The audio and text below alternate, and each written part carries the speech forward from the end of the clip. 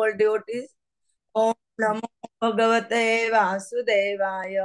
Om Namo Bhagavate Vasudevaya. Om Namo Bhagavate Vasudevaya.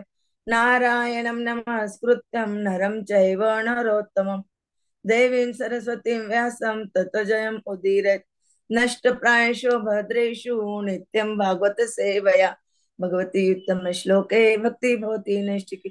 Hare Krishna. Once pranam.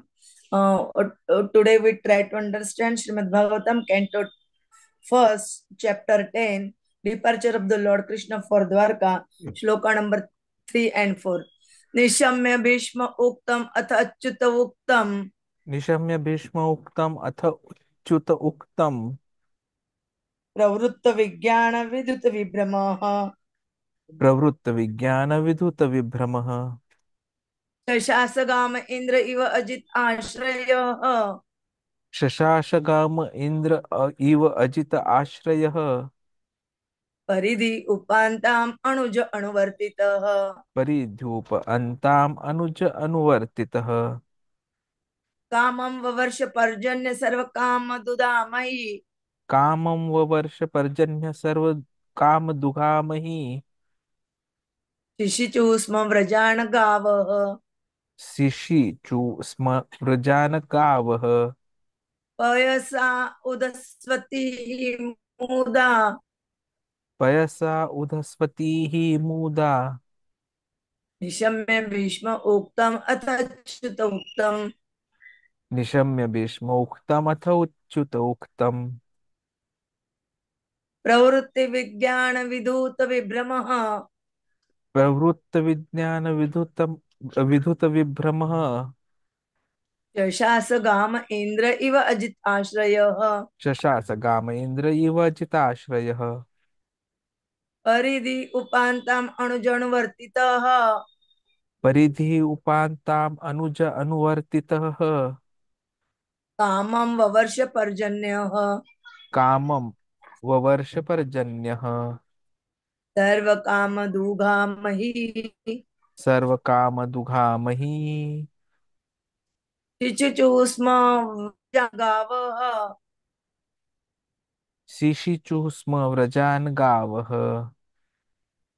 पयसा उदस्वती मुदा पयसः उदस्वतीः मूधा निशम्य भीष्म उक्तम तच्युत उक्तम प्रवृत्त विज्ञान विद्युत विभ्रमः शशास काम इंद्र इव अजित आश्रय परदि उपान्ताम अनुजनुवर्तितः कामं ववर्ष पर्जन्यः सर्व काम दुगामहि शिष्टु स्म व्रजान गावः पयसा उदस्वती मुदा निशम्य भीष्म उक्तम अथम अच्युत उक्तः प्रवृत्त विज्ञान विधुत विभ्रमः शशास गाम इंद्र इव अजित आश्रयः परिध्यूप अन्ताम अनुज अनुवर्तितः कामं ववर्ष पर्जन्य सर्व काम दुहामहि शिशिचु स्म व्रजान गाव पयसोध स्वतिः मुदाः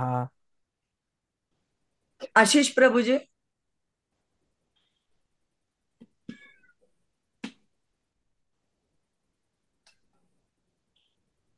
श्रीधर प्रभु जी। हरे कृष्ण। निशाम्य भीष्मोक्तम् अथच्युतोक्तम् प्रवृत्तो विज्ञान विदुत विभ्रम शासस गम इंद्र इव अजित आश्रयः परिध्युपन्तम् पंतम् अनुज अनुवर्तितः कामन् वावर्ष पर्जन्यः सर्वकाम दुगामहि शिशिचु स्म व्रजन् गावः पायसो धस्वतिर्मुदा। हरे कृष्ण। हरे कृष्ण। श्रीधर प्रभु जी। निशम्य भीष्म उक्तम् अथ अच्युत उक्तम् प्रवृत्त विज्ञान विधूत विभ्रम ससास काम इंद्र इव अचित आश्रय परित उपात्रम अनुज अनुवर्तित हा कामं ववर्ष पर्जन्य सर्व काम दुखामकी शिशीष स्म स्मृजान काव पयसोस्तिविदिर्मुथा पय उदस्वति मुथा। हरे कृष्ण। कृपामयी माताजी। हरे कृष्ण। निसंशय भीष्म उक्तम अद अच्युत उक्तम प्रवर्त विज्ञान विदुत्त विप्रमः सासस गमम् इंद्र इव अजित आश्रय प्रति पारदि उपान्तम् अनुज अनुवर्तितः कामं भवत्स पार्जनया सर्व काम दुःखा मही शिशु समावर्जन गावः पायस उदसव मुदा। Thank you, Mother. Translation and purport by the Srila Prabhupada. Jagat Guru Srila Prabhupada ki jai. Maharaj Yudhishthir, after being enlightened by what was spoken by Bhishma Deva and Lord Sri Krishna, the infallible, engaged himself in matters of perfect knowledge because all his misgivings were eradicated. Thus he ruled over the earth and seas and was followed by his younger brothers. During the reign of Maharaj Yudhishthir, the clouds showered all water that people needed, and the earth produced all the necessities of man in profusion. Due to its fatty, milky back and cheerful attitude, the cow used to moisten the grazing ground with milk. Purport by the Srila Prabhupada. The modern English law of primogeniture or the law of inheritance by the firstborn was also prevalent in those days when Maharaj Yudhishthir ruled the earth and seas. In those days, the king of Hastinapur, now part of New Delhi, was the emperor of the world, including the seas, up to the time of Maharaj Parikshit, the grandson of Maharaj Yudhishthir. Maharaj Yudhishthir's younger brothers were acting as his ministers and commanders of state, and there was full cooperation between the perfectly religious brothers of the king. Maharaj Yudhishthir was the ideal king or a representative of Lord Sri Krishna to rule over the kingdom of earth and was comparable to King Indra, the representative ruler of the heavenly planet. The demigod like Indra, Chandra, Surya, Varuna, and Vayu are representative kings of different planets of the universe. And similarly, Maharaj Yudhishthir was also one of them, ruling over the kingdom of the earth. Maharaj Yudhishthir was not a typically an unenlightened political leader of modern democracy. Maharaj Yudhishthir was instructed by Bhishma Deva and infallible Lord also. Therefore, he had full of knowledge of everything in perfection. Modern elected executive head of a state is just like a puppet because he has no kingly power. Even if he is enlightened like Maharaj Yudhishthir, he cannot do anything out of his own goodwill due to his constitutional position. Therefore, there are so many states over the earth quarreling because of ideological differences or their selfish motives. But a king like Maharaj Yudhishthir had no ideology of his own. He had but to follow the instruction of the infallible Lord and the Lord's representative and the authorized agent. Vishmadeva, it is instructed in Shastras that one should follow great authority and infallible Lord without any personal motive or manufactured ideology. Therefore, it was possible for Maharaj Yudhishthir to rule over whole world, including the seas, because principles were infallible and universally applicable to everyone. The conception of one word state can only be fulfilled if we can follow infallible authority. An imperfect human being cannot create an ideology acceptable to everyone. Only the perfect and infallible can create a program which is applicable at every place, can be followed by all in world. It is person who rules, not the impersonal government. If person is perfect, the government is perfect. If person is a fool, the government is a fool's paradise. That is the law of nature. There are so many stories of perfect kings or executive heads. Therefore, executive head must be a trained person like Maharaj Yudhishthir. He must have the full autocratic power to rule over world. The conception of a world state can take shape only under regime of a perfect king like Maharaj Yudhishthir. The world was happy in those days because there were kings like Maharaj Yudhishthir to rule over world. The basic principles of economic development is centered uh, on land and cows. The necessities of human society are food grains, fruits, milks, minerals, clothing, woods, etc. One requires all these items to fulfill material needs of body. Certainly, one does not require flesh, fish, or iron tools and machinery. During the regime of Maharaj Yudhishthir, all over the world there were regulated rainfall. Rainfall are not in control of the human being. The heavenly king Indradeva is controller of rains and he is the servant of the Lord. When the Lord is obeyed by king, the people under king administration, there are regulated rains from the horizon, and these rains are the causes of all varieties of production on the land. Not only do regulated rains help ample production of grains and fruits, but when they combined with astronomical influences, there is ample production of valuable stones and pearls.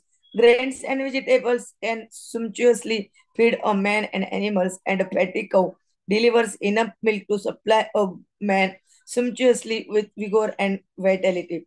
If there is enough milk, enough grains, enough fruit, enough cotton, enough silk, and enough jewels, then why do the people need cinemas, houses of prostitution, slaughterhouses, etc.? What is the need of an artificial luxury life of cinema, cars, radio, flesh, and hotels? Has this civilization produced anything but quarreling individually and nationally? Has this civilization enhanced the cause of quality and fraternity by ending thousands of men into a hellish factory and war builds at whims of a particular man? It is said here that cows and to moisten pasturing land with milk because their milk bags were fatty and animals were joyful. Do you not require therefore proper protection for a joyful life by being fed with a sufficient quantity of grass in the field? Why should men kill cows for their selfish purpose? Why should man not be satisfied with grains, fruits, and milk, which combined together can produce hundreds and thousands of palatable dishes? Why are there slaughterhouses all over the world to kill innocent animals? Maharaj Yudhishthir, grandson of Maharaj Yudhishthir, while touring his vast kingdom, saw a black man uh, attempting to kill a cow. The king at once arrested the butcher and chastised him sufficiently. Should not a king or executive head protect the lives of poor animals who are unable to defend themselves? In this humanity, are not the animals of a country citizens also? Then why are they allowed to be butchered in organized slaughterhouses? Are these the signs of equality, fraternity, and non-violence? Therefore, in contrast with the modern, advanced, civilized form of government, an autocracy like Maharaj Yudhishthir is by far superior to a so-called democracy in which animals are killed and a man less than an animal is allowed to cast votes for another less than animal man. We are all creatures of material nature. In the Bhagavad Gita, it is said that The Lord Himself is the seed giving Father, and material nature is the mother of all living beings in all shapes. Thus, Mother Material Nature has enough foodstuff both for animals and for men. By the grace of the Father Almighty, Sri Krishna, a human being is the elder brother of all other living beings.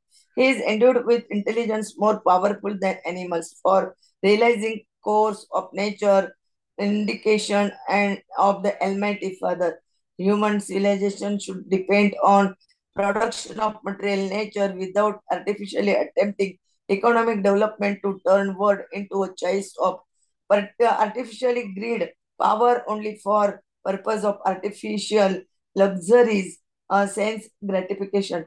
This is but the life of dogs and hogs. Om Jnanatimirandasya Jnananjana Shalakaya Chakshurunmilitam Ena Tasmai Sri Gurave Namah Shri Chaitanya मनोभीष्टम स्थापितम येन भूतले स्वयं रूप कदा मह्यम ददाति स्वपदान्तिकं वन्दे अहं श्री गुरोः श्रीयुतपदकमलं श्रीगुरून् वैष्णवांच श्रीरूपं साग्रजातं सगण रघुनाथान्वितं तं सजीवं साद्वैतं सावधूतं परिजनसहितं कृष्ण चैतन्य देव श्री राधा कृष्ण पादान् सगण ललिता श्री विशाखान्वितांच नमो ओम विष्णुपादाय कृष्ण प्रेष्ठाय भूतले श्रीमते भक्ति वेदांत स्वामिनिति नामिने नमस्ते सरस्वते देवे गौरवाणी प्रचारिणे निर्विशेष शून्यवादी पाश्चात देशतारिणे वाञ्छा कल्पतरुभ्यश्च कृपा सिन्धुभ्यः च पतितानां पावनेभ्यो वैष्णवेभ्यो नमो नमः। जय श्री कृष्ण चैतन्य प्रभु नित्यानंद श्री अद्वैत गदाधर श्रीवासादि गौर भक्तवृंद हरे Krishna Krishna Krishna Hare Hare Hare Ram Ram Ram Hare Hare Hare Krishna. We try to understand Srimad Bhagavatam canto first chapter 10 shloka number 3 and 4. Prabhuji will tell us in detail. Hare Krishna.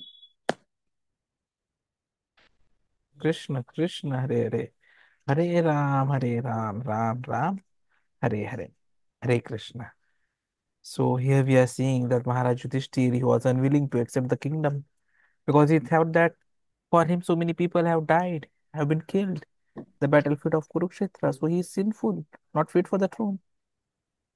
But then all the great personalities like Bhishma Dev, Krishna, Vyasdev, all of them requested, no, there is no fault of you. It was a fight, it was right, so you can reign over. So then Yudhishthira Maharaj understood that when such great personalities are giving their opinion, then it was no wrong on his part. So he agreed. And he ruled over this planet as perfectly as the heavenly king Indra does. How?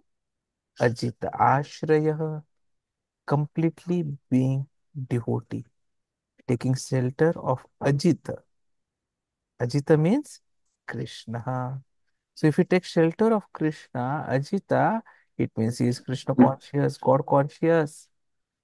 And such person, as their advice in the Shastra, they can rule over the any part of the world or the whole world exactly like Indra, the king of heaven. And that is what Yudhishthir Maharaj did. He is ruling over perfectly. This is the very first lesson that we have to take ashraya, shelter of Krishna, Ajita. So Maharaj Yudhishthir, after being enlightened by what was spoken by Bhishmadev and Lord Krishna, who is infallible, engaged himself in matters of perfect knowledge because all his misgivings were eradicated. And he ruled not only over the earth but also seas. And he was then followed by his younger brothers. And that is why the second word in the shloka becomes very, very important. That paridhi upantam anuja anuvartitah. So his younger brothers also followed it. So Maharaj Yudhishthira was not a typically unenlightened political leader of modern democracy that we are seeing today. He was instructed by Bhishma Dev, was instructed by Krishna, who is infallible. And so he had full knowledge of everything in perfection. But the modern elected executive heads of the state, they are like puppets. They don't have any kingly power. Even if they become enlightened like Maharaj Yudhishthir, cannot do anything out of own goodwill due to constitutional positions. Therefore, there are so many states over the earth quarreling because of ideological differences and selfish motives. Look at Maharaj Yudhishthir. He had no ideology of his own. He had but to follow the instructions of infallible Lord and the Lord's representative and the authorized person, that is Bhishma Dev.